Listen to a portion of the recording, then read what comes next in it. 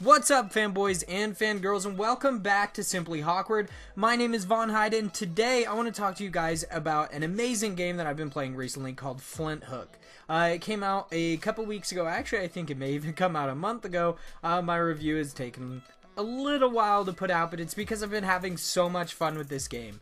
Flinthook is a 2D platformer roguelike, which I honestly do not enjoy roguelike games for the most part. I mean, some games are done really well in the roguelike genre, but for the most part, I'm not a big fan of the roguelike genre because of just the way it is. It's like, in a lot of games, you basically put a lot of effort in and almost see no return.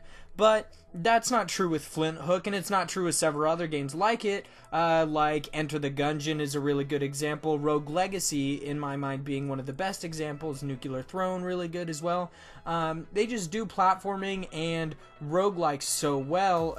I know that several of those, I mean 90% of those actually aren't platformers, but these games just do roguelikes so well that it makes it really worth it. And Flinthook is definitely one of them. As you guys can see, I'm not very good at the game from this gameplay. But I still love it. I still really enjoy it. Basically, you go through these little... You choose a ship. It tells you the brief description of what is in the ship. Like, oh, it might have a boss. It might have two bosses. It shows you the enemy, like, difficulty level. Or maybe there's going to be a special relic shop. Anything like that in this level. And then you choose what of three ships you want to go on, while also you're collecting these three little shards, basically, to feed to your compass to lead you to a boss battle at the end. Honestly, this is a great way to do it because not only do you, the art style is fantastic, so I really enjoy exploring all these different ships. It's not kind of like a randomized dungeon each time. I kind of know what's going to happen in the next dungeon. I know that, there's not a platoon on board, meaning there's not a shitload of enemies. Like, every room I go into is going to be another danger room, another enemy room. It is that I go in and I know that, oh, there's a relic shop here, so I know what I'm looking for in this specific place. I know I'm looking for this one relic. Basically, you have to do three sections of platforming correct to get to a boss, and then you have to beat the boss to really, win, essentially. You have to do it all in one run. Once you lose, you go back, you can level up. It gives you new card packs, which allow you to get new perks, which is one of my favorite things about Flinthook, is that you actually get, perks, you get cards, you get all this stuff that end up helping your performance, and it makes you a little bit better. In a lot of roguelikes, Has Been Heroes most recently, or even Nuclear Throne, even though I like it, and Enter the Gungeon. I love those games because of their personality, but to be honest, that is, in my opinion, the roguelike genre done wrong. Those games are amazing, but that the roguelike genre done wrong, because you basically are just headbutting a wall until you eventually win, which is very annoying, and I'm just not a big fan of that. I do, however, love the Dark Souls games and Bloodborne and Neo, and that's a challenge that's really rewarding, whereas in most roguelikes you don't really get that. It's not a reward. The challenge just isn't rewarding, it's just annoying. But with Flinthook, it's a perfect example of something that is not only challenging, but also really rewarding and fair. So at the end of each level, you gain new perks, you can go to the black market, you can buy new perk slots, you can get all sorts of different stuff to really enhance your gameplay to make you a little bit better, so next time you go through this run, you might win. Which is fantastic. I love that it's done that way. It's just like Rogue Legacy, where you go through, you spend all your coins, you have to start all the way over again. Any bosses you beat are dead. Or not dead, but any bosses you beat revive and everything like that. But you still get to level up. You still get these new perks that allow you to really enhance your gameplay in the next one, and I love that. Now that I've kind of talked about roughly what the game is, and honestly, the combat is amazing. The combat is so much fun. I love the slow-mo that you can do. So basically, you have a time belt that slows down time. I used it a lot in the beginning before I got the boots that allow you to stand still to shoot. But honestly, with the acrobatics and the movement in this game, that the slowdown time on it just comes in handy. It's very, very handy, especially in the later in some of the later platforming sections where you have to go up walls, you have to dodge spikes, you have to do all sorts of stuff. So not only does it aid in combat, it also aids in the acrobatic sections, which is really, really nice, and I enjoyed that a lot. It definitely added I would say like a little bit of braid to this roguelike, which definitely, I mean, you can add braid into almost anything and I'm gonna enjoy it because braid is an amazing game. One thing that I do really, really love about Flinthook is its very specific and interesting art style. It is truly beautiful pixel art. Pixel art is rarely done like outrageously well. I mean, I love pixel art. I'm a huge fan of pixel art. You guys can see I love pixel art from like literally our logo is just pixel us and our intro is pixel us.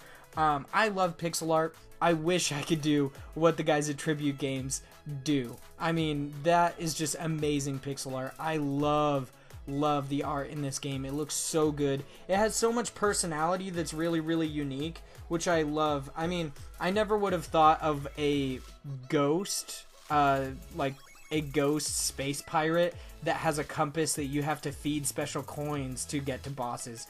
Never would have thought in that in a million years. And I don't know, I pride myself on my imagination. That's seriously just extremely imaginative, and it's really, really fun. It's really unique, and I love it.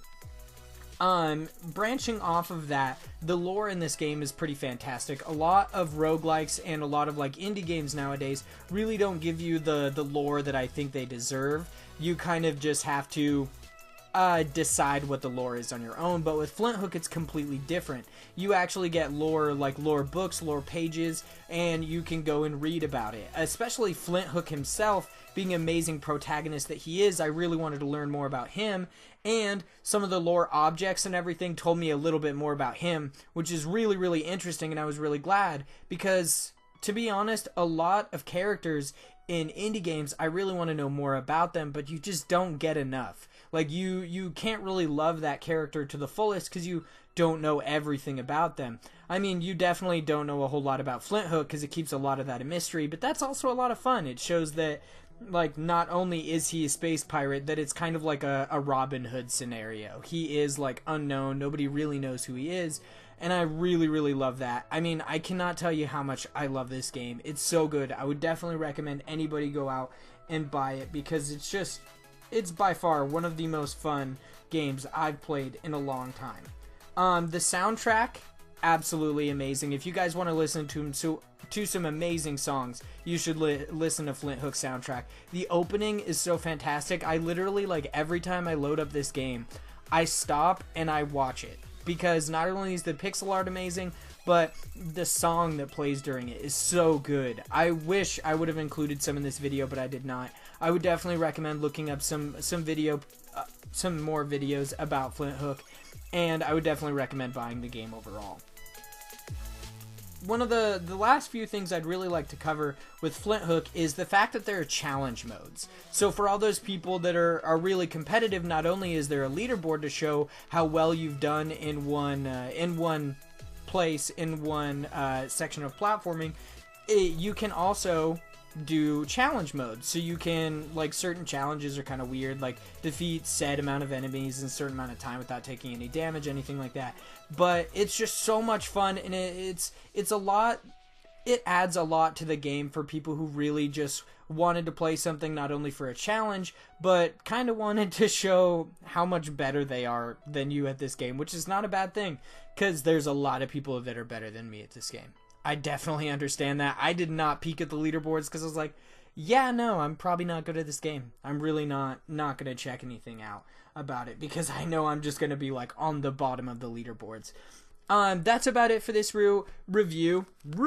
That's about it for this review. Thank you guys so much for watching. If you do like this video, make sure you click that like button down below. Make sure you subscribe for all of our upcoming content. We post basically every day of the week with the exception of weekends. We post game reviews and other things, unboxings, reviews, all sorts of stuff. We post those on Tuesdays and Thursdays, and we post our main like podcast type show called Fanboy Talks on Monday, Wednesday, and Friday. Thank you guys so much for watching this. I would truly recommend going out and buying Flinthook. If Limited Run ever does another physical edition, I'm definitely going to buy it again, even though I already own it digitally, because I just love this game that much. If you guys would like to talk a little bit more, leave a comment down below, and if you want to talk to me specifically, you guys can hit me up on Twitter at Hyde Legion, or follow us on Twitter at Simply Hawkward, or basically follow us anywhere at Simply Hawkward. We've got that pretty much everywhere because it's kind of a weird name, to be completely honest. Thank you guys so much for watching, and I hope you guys have a great day.